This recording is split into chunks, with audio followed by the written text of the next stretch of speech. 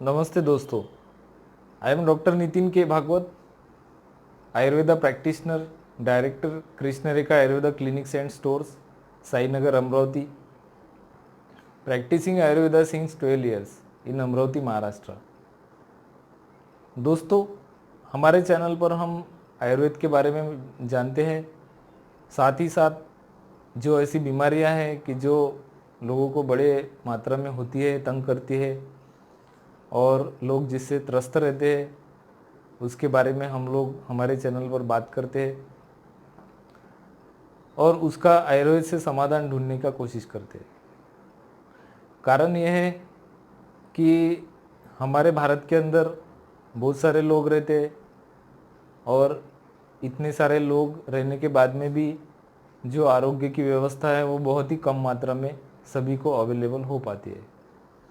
इसलिए हमारा ऐसा मानना है कि हमारे वीडियो देख के अगर किसी को कुछ उसमें से नॉलेज मिल जाता है और उसको अगर कोई दवाई लेके वो अपनी बीमारी को ठीक करता है तो यही हम हमारा वीडियो बनाने का और उसको जो क्रिएट करने के लिए जो मेहनत लेते हैं वो सफल हो जाती है, ऐसा हम लोग मानते हैं।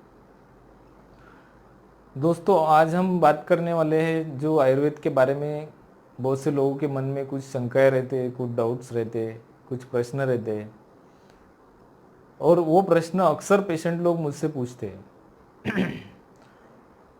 इसलिए वो जो प्रश्न है वो कॉमन प्रश्न हो गए अभी और उसका समाधान होना जरूरी है।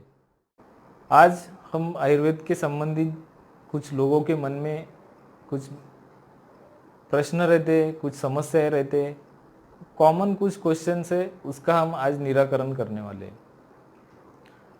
सबसे उसमें एक क्वेश्चन काफ़ी लोग मुझे पूछते हैं, मेरे पेशेंट लोग पूछते हैं कि डॉक्टर साहब आयुर्वेदिक दवाई गर्म रहती है। तो दोस्तों, मैं आपको एक बात बताना चाहता हूँ कि दुनिया में जितने भी प्रकार के द्रव्य रहते हैं, सिर्फ आयुर्वेदिक दवाई नहीं, जितने भी प्रकार के द्रव्य, तो वो सिर्फ दो ही प्रकार के रहते हैं। एक तो गर्म रहते, एक तो ठंडे रहते। मतलब दो प्रकार के द्रव्य पूरे पृथ्वी के ऊपर रहते हैं। तो इसमें अपन ऐसा नहीं बोल सकते कि आयुर्वेदिक की सभी दवाइयाँ गर्म रहती है। देखिए, कुछ दवाइयाँ गर्म रहती है, कुछ दवाइयाँ ठंडी रहती है।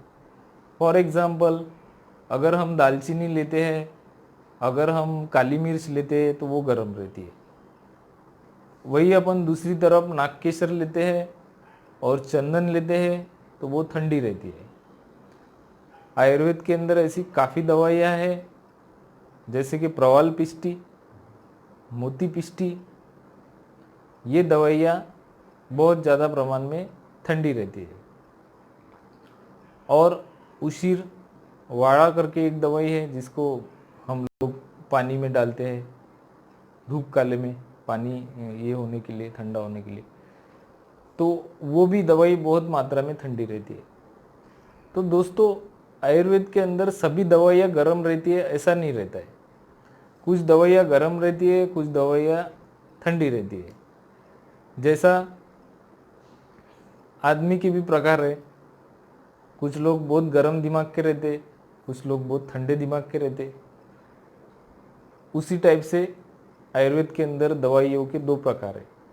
एक्चुअली उसको शीत वीर्य और उष्ण वीर्य ऐसा ग्रंथकारों ने कहा है। तो इसलिए ऐसा बोलना उचित नहीं होगा कि सभी दवाइयाँ गर्म रहती है। वो गर्म कब लगती है? जब किसी पेशेंट की प्रकृति पित्त प्रकृति है, मतलब वो अंदर से उसकी अगर तासीर पित्त की है, अंदर से पित्त ज़्यादा बढ़ा हुआ है और उसको अगर ऐसी दवाई देने में आ गई, जैसे काली मिर्च है, हमारे इसमें एक कॉपर करके दवाई आती है वो है, और उसके बाद में पारा रहता है, हमारे इसमें पारे से बहुत सी दवाइयाँ बनती है। शिलाजीत नाम की एक दवाई है। तो जिसकी प्रकृति पहले से गर्म है, मतलब जो उष्णवीर्य जिसकी प्रकृति है, उसको अगर गलती से दवाई अगर गर्म देने में आ गई, उसको अगर ठंडी दवाई से बैलेंस नहीं किया तो फिर उसके शरीर में उष्णता बढ़ जाती है। फिर उसको ऐसा लगता है कि दवाइयाँ सब गर्म रहती है, आयुर्वेद की तो दवाइयाँ बहुत गर्म रहती है।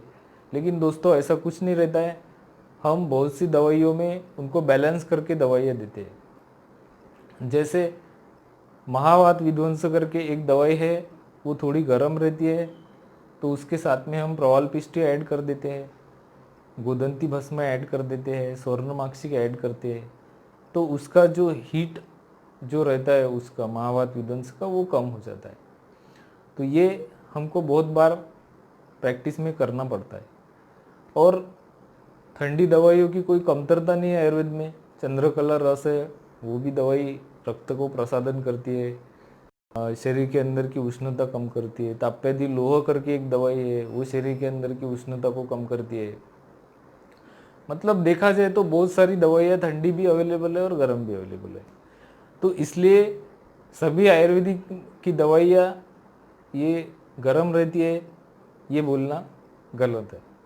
तो ये बात अगर किसी के मन में आती है कि आयुर्वेदिक की दवाइयाँ गर्म रहती है इसलिए मुझे आयुर्वेदिक लेना ही नहीं है, तो फिर वो बात उन्होंने दिमाग से निकाल डालना चाहिए।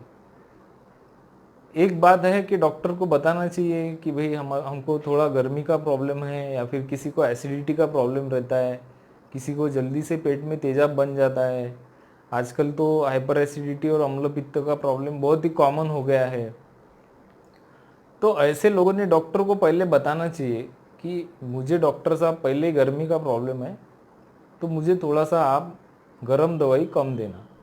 ऐसा अगर आप डॉक्टर को बताते हैं तो फिर वो डॉक्टर आपको उस हिसाब से ठंडी दवाई और वो गर्म दवाई को बैलेंस करने वाली दवाई देके आपका प्रॉब्लम को सॉल्व कर सकता है। लेकिन आयुर्वेद की दवाइयाँ गर्म रहती है इसलिए वो बिल्कुल सभी दवाइयाँ गर्म है ये ऐसा बोल के छोड़ देना चाहिए। आप देखो, सब्जियाँ देखो, फल देखो, फलों में भी कुछ फल गर्म रहते हैं, कुछ ठंडे रहते हैं। फॉर एग्जाम्पल अगर पाइनएप्पल देखेंगे तो पाइनएप्पल गर्म रहता, वही अपन पाइनएप्पल गर्म रहता, उसके बाद में मैंगो रहता है वो गर्म रहता है। वही दूसरी ओर दूसरे फल देखेंगे जैसा केला है तो केला ठंडा रहता है, जो एप्पल रहता है, सेब रहता है वो ठंडा रहता है। तो प्रकृति ने जो भी चीज़ें बनाई हैं वो शीत वीर्य और उष्ण वीर्य सभी जगह पे बनाई। तो दोस्तों आई होप आज का टॉपिक आपको समझ गया होगा मुझे क्या बोलना था, और जो ज़्यादातर लोगों का प्रश्न रहता है उसका उत्तर मिल गया होगा। मैं आशा करता हूँ कि आपको हमारा चैनल, हमारे वीडियोस अच्छे लग रहे हैं। अगर आपको ये वीडियो अच्छा लगा तो इसको लाइक कर लेना। अगर आप चैनल पर नए हैं तो चैनल को सब्सक्राइब कर लेना। सब्सक्राइब करेंगे तो हम जो नए नए वीडियो आपके लिए डालने वाले हैं उसका नोटिफिकेशन आपको मिल जाएगा। जो उसके बाजू में बेल आइकॉन रहता है उसको भी प्रेस कर देना। और अगर ये वीडियो के बारे में आपको कुछ कमेंट करना है तो मुझे कमेंट कीजिए। आपको कोई विशेष बीमारी के बारे में जानकारी चाहिए तो मुझे कमेंट कीजिए। आप मुझे मेल भी कर सकते। हमारा क्लिनिक का हम नंबर भी आपको दे देंगे। अगर किसी को भी कोई भी बीमारी के बारे में पूछना है, कुछ शंका है, तो आप हमको कभी भी कांटेक्ट कर सकते। तो दोस्तों आज का टॉपिक यही समाप्त करते हैं। फिर से मिलेंगे एक नए टॉपिक के साथ में। तब तक के लिए आप सभी लोग स्वस्थ रहेंगे, खुशहाल रहेंगे, हैप्पी रहेंगे, हंसते रहेंगे, किसी के बारे में गुस्सा नहीं रखेंगे मन में। इस आशा के साथ में यही रुकते हैं। नमस्ते। पूरा वीडियो देखने के लिए और चैनल पे बने रहने के लिए धन्यवाद। नमस्ते। जय हिंद, जय भारत।